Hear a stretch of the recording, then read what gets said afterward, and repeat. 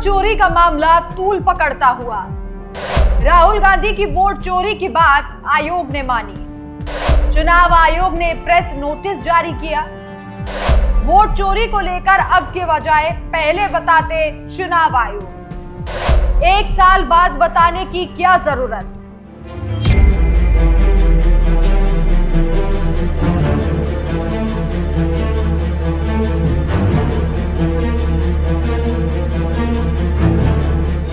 नमस्कार, मैं हूं आपके साथ राखी लांबा और आप देख रहे हैं न्यूज एक्सप्रेस। राहुल गांधी चिल्लाते रहे, मोदी सरकार झूठ साबित करती रही, चुनाव आयोग सफाई देता रहा, लेकिन आखिरकार चुनाव आयोग ने ही अपने बयान से मोदी सरकार की पोल खोल दी है। राजनीतिक विश्लेषक कह रहे हैं कि एक बड़ी जीत है और इस जीत का श्रेय जाता है राहुल गांधी की लगातार की गई मेहनत को। राहुल गांधी ने संसद से लेकर सड़क तक बार बार एक ही बात कही कि वोट चोरी हो रही है।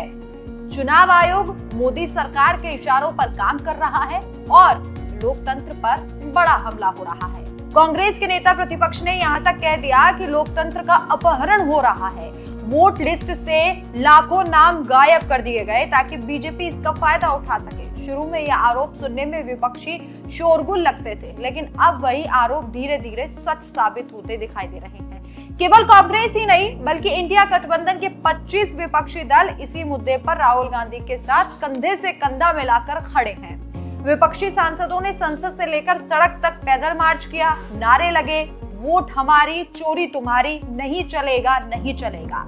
ये आंदोलन इतना बड़ा हो गया कि अब सरकार की चुप्पी और चुनाव आयोग की सफाई दोनों सवालों के घेरे में आ गए और अब वो पल आया जिसका इंतजार राहुल गांधी कर रहे थे। भारतीय चुनाव आयोग ने एक बयान जारी कर कहा कि हाँ, मतदाता सूचियों में गलतियां हैं। हाँ, इनमें से कई गलतियां पहले से चली आ रही हैं और हाँ, अगर ये मुद्दे सही समय पर उठाए जाते तो सुधारे जा सकते थे। यानी चुनाव आयोग ने खुद स्वीकार कर लिया है कि वोटर लिस्ट में गड़बड़ियां हुई हैं। अब सवाल उठता है कि अगर गड़बड़ियां थी तो पहले क्यों नहीं सुधारी गई? अगर प्रक्रिया में खामियां थी तो इसकी जिम्मेदारी कौन लेगा? और सबसे बड़ा सवाल तो यह है कि क्या राहुल गांधी सही थे जब वो बार बार कह रहे थे कि चुनाव आयोग सरकार के दबाव में काम कर रहा है? Foundation of our constitution,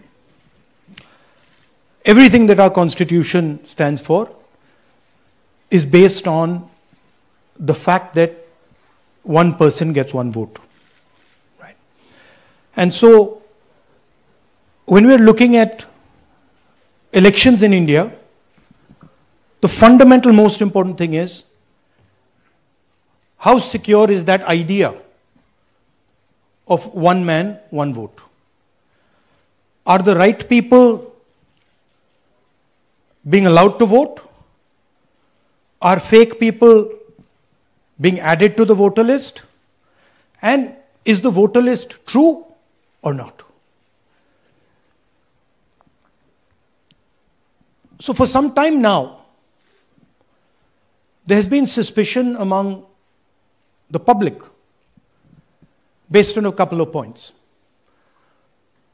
Anti-incumbency is something that hits every single party in every single democracy.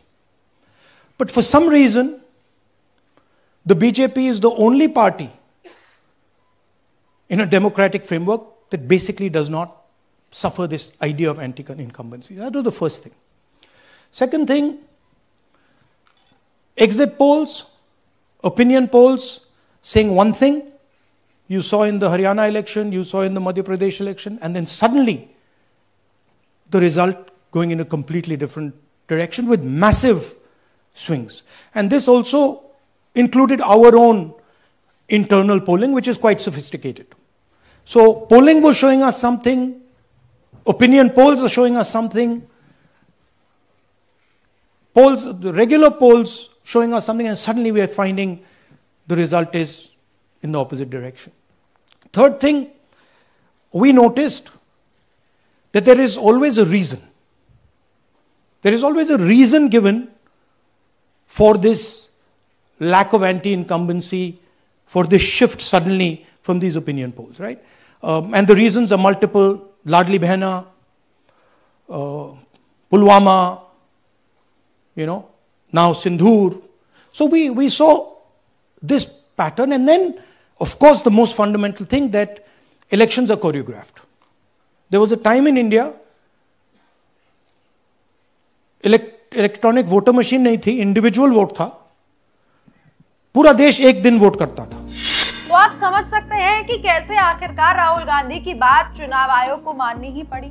फिर क्या था, चुनाव आयोग की गलती स्वीकारने के बाद राहुल गांधी ने तुरंत इस मौके को भुना लिया। उन्होंने कहा कि देखा, हमने जो कहा था वो सही निकला। अगर चुनाव आयोग पहले ही अपनी गलती मान लेता तो लाखों वोटर सूची से बाहर ना होते। ये सीधा सीधा वोट चोरी का मामला है। राहुल गांधी का ये बयान सिर्फ सरकार पर हमला नहीं, बल्कि जनता को ये बताने का सीधा संदेश था कि आपके वोट पर डाका डाला जा रहा है।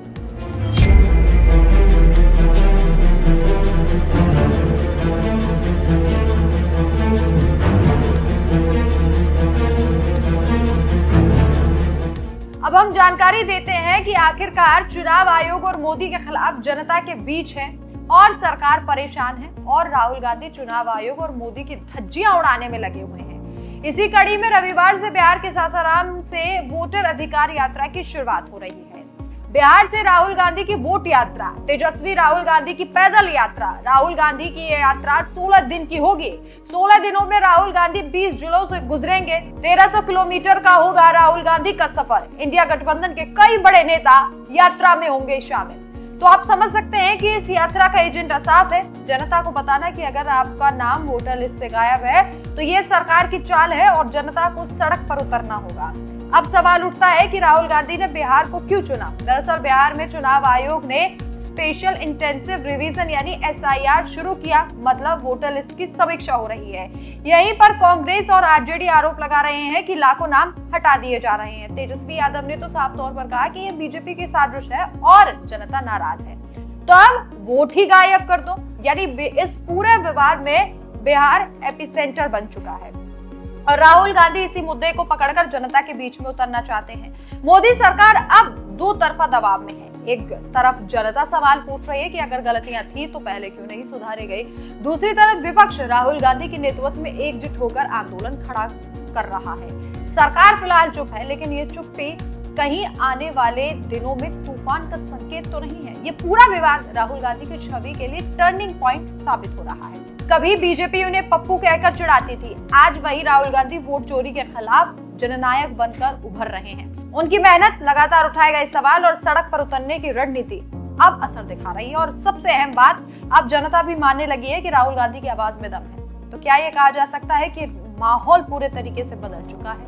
राहुल गांधी की वोट चोरी की बात मानी, चुनाव आयोग ने अपनी गलती मान ली।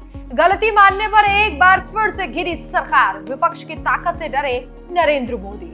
अब देखना होगा कि वोटर अधिकार यात्रा कितनी दूर तक जाती है। क्या यह यात्रा सिर्फ बिहार की सड़कों तक सीमित रहेगी या पूरे देश में लोकतंत्र की बहस को नया मोड़ देगी? एक बात तो साफ है कि ये लड़ाई वोटर लिस्ट की नहीं है, ये लड़ाई लोकतंत्र की आत्मा की लड़ाई है और इस बार राहुल गांधी ने बाजी पलट दी है। इस पर आपकी क्या राय है? हमें कमेंट करके अपनी राय जरूर बताएं। नमस्कार।